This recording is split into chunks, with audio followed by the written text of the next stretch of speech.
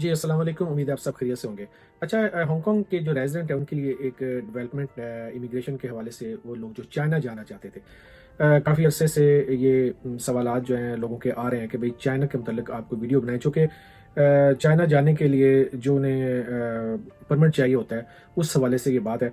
क्योंकि जो हांगकांग के लोग हैं ना रेज़िडेंट्स, वो तो यही ख्याल करते हैं कि भई जब हांगकांग जो है वो under the supervision of Motherland China के है, तो फिर हमें कोई चाइना जाने के लिए हमें क्यों रुकावट का सामना करना पड़ता है।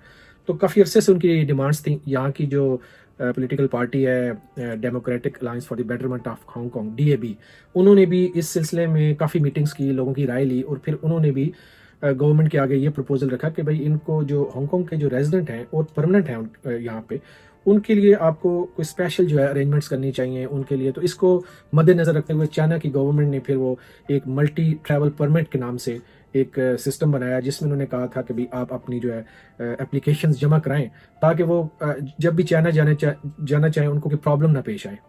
हांगकांग में जो मल्टीनेशनल लोग हैं, जो तकरीबन उनकी तादाद जो है 3 लाख के करीब है और 2,70,000 के करीब जो है ये लोग हैं, तकरीबन कहा जाता है कि जो इस पे बहुत खुश हैं कि चलें अब हमें चाइना जाने के लिए कोई प्रॉब्लम नहीं होगी, और उनको काफ़ी फैसिलिटेशन मिली है इससे। तो यहाँ पे सिस्टम था चाइना वीज़ा के लिए अप्लाई करने वाला, वो इतना ज़बरदस्त उसमें ऐसे फॉल्ट ही हम कह सकते हैं कि इतना क्रिटिकल किस्म का वो सिस्टम बनाया हुआ था कि कोई भी चाइना जाना चाहता था तो उसे काफ़ी प्रॉब्लम्स का सामना करना पड़ता था। There was a big form which he have to fill और lot of information required, blah blah, काफ़ी चीज़ें होती थी।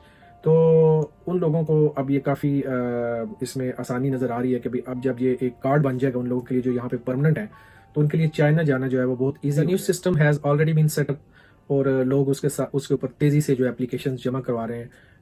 उस पर टाइम तो वो वैसे थोड़ा दे रहे हैं। अभी हमारी जो लास्ट मीटिंग हुई थी एथनिक मिनॉरिटीज़ की, उसमें भी ये चीज़ सामने आई कि भाई जब हम एप्लीकेशन जमा करवाते हैं तो ये लोग कहते हैं कि भाई हम इतने में 3 हफ्ते में 4 हफ्ते में प्रोसेस कर देंगे, लेकिन उनको ज़्यादा टाइम लग रहा है। लेकिन मेरे ख्याल में ये प्रॉब्लम सिर्फ शुरू में ही होने वाली है। सिस्टम सेटअप हो चुका है और आप भी वहाँ पे अप्लाई कर सकते हैं। आपको मैं ये बता देता हूँ कि what you need to know to apply for this application. इस सिस्टम के तहत जो सक्सेसफुल एप्लीकेंट्स होंगे वो चाइना जा सकेंगे, but for the short trip, okay. और ज़्यादा अरसे वो वहाँ पे नहीं रह सकेंगे, उसकी एक मियाद होगी जब उनको वो परमिट इशू किया जाएगा। इसकी मुख्तलिफ कैटेगरीज हैं। आप अपने रिश्तेदारों से मिलने जा सकते हैं, आप किसी विजिट वीज़ा के तौर पे जा सकते हैं, इन्वेस्टमेंट पर्पज़ से जा सकते हैं, बिजनेसेस के लिए जा सकते हैं, अगर कोई वहाँ पे सेमिनार्स हैं, फेयर्स वगैरह हो रहे हैं उनके लिए जा सकते हैं। इसकी जो मियाद है वो कम से कम जो है वो 90 डेज़ के लिए हो। जिस चीज़ का आपको ख्याल रखना है वो ये है कि you should not engage in any kind of study visa, any kind of working or any kind of news. If your purpose is to get the news in China, that is also not allowed. So be careful. जब आप ये सारा process जो है application का इसको मुकम्मल कर लेंगे, then you are able to pass through the immigration through self service and it would be very convenient for the visitors to visit China. यहाँ पे आप लोग जानते हैं जो हांगकांग में रहने वाले हैं कि उन्हें इवन दो कि वो हांगकांग में रह रहे हैं, उनके पास हांगकांग का आईडी कार्ड है, लेकिन उनको उस तमाम प्रोसीजर से गुजरना पड़ता था जो अगर कोई फॉरेनर ट्रैवलर यहाँ पे आया है किसी और मुल्क से, तो उसको भी जिस प्रोसेस से गुजरना पड़ता था, यहाँ के जो हांगकांग रेजिडेंट्स हैं उनको भी उसी प्रोसेस से गुजरना पड़ता था।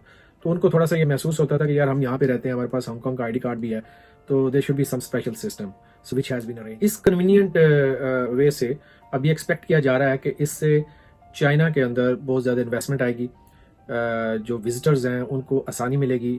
इस तरीके से जो चाइना की जो इकॉनमी है जो माशाल्लाह से आगे ही ब्लूमिंग में है, तो ये और ज़्यादा ब्लूम करेगी और हांगकांग रेजिडेंट्स के लिए तो ज़ाहिर है बहुत ही अच्छा होगा। Regardless of your occupation, regardless of the nationality, whatever nationality you have, everyone who is a permanent resident of Hong Kong is capable to apply for this kind of application. अगर आप भी ये अप्लाई करना चाहते हैं China permit के लिए, तो इट्स वेरी ईजी।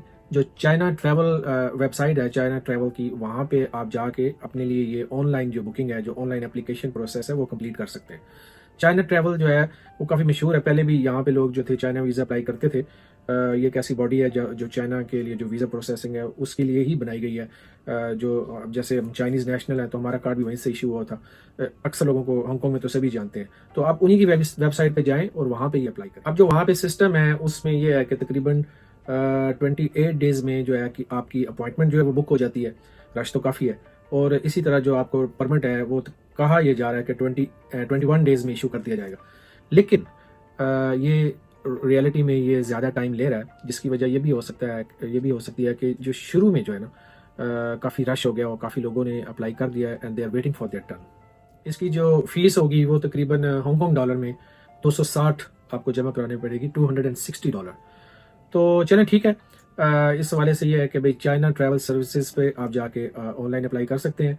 और अगर फिर भी कुछ ऐसे लोग हैं जो इसको कंप्यूटर पे हर बंदा जो है वो यूज टू नहीं है, तो अगर आप में से कोई कोई लोग नहीं अप्लाई कर सकते, then we are here to give our consultancy and our number is appearing on the screen.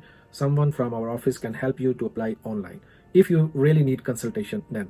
But it's very easy. आप आसानी के साथ चाइना ट्रैवल सर्विसेज की वेबसाइट पे ऑनलाइन ही अप्लाई कर सकते हैं। किसी और अपडेट के साथ किसी और वीडियो में आपसे दोबारा मुलाकात होगी। दुआ में याद रखें। अल्लाह हाफ़िज़।